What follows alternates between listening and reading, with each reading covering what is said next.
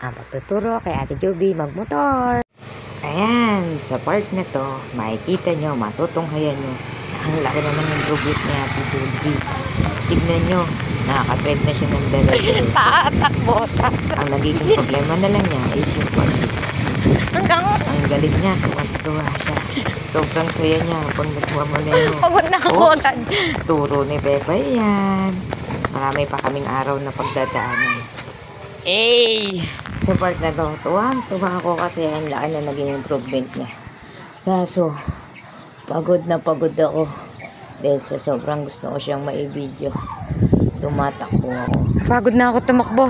Habang hinahabol mo siya. Kaya na nga niya. Para document ko yung mga natutunan niya.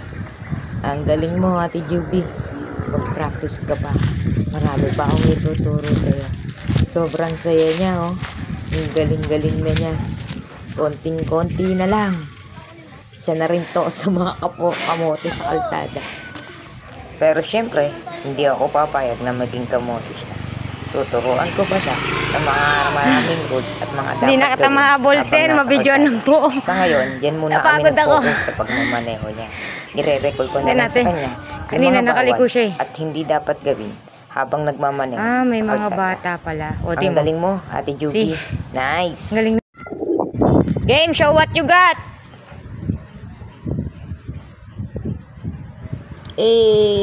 Ang angas niya, ate. Dire-diretso na yan. Di na rin siya medyo natatakot pag merong nasunod sa kanya or may kasunod na sasakyan. Galingan mo pa, ate. Konting-konti na lang.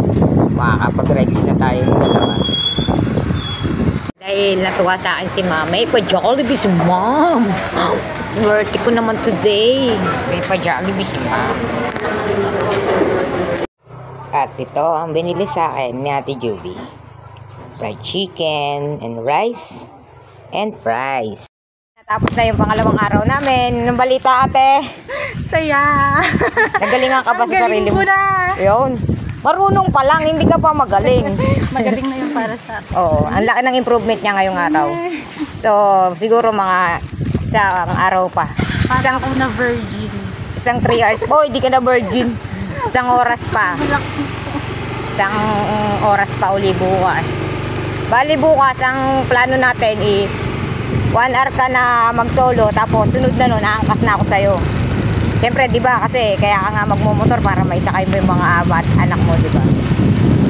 Kaya bukas, abangan nyo ulit yung aming session 3.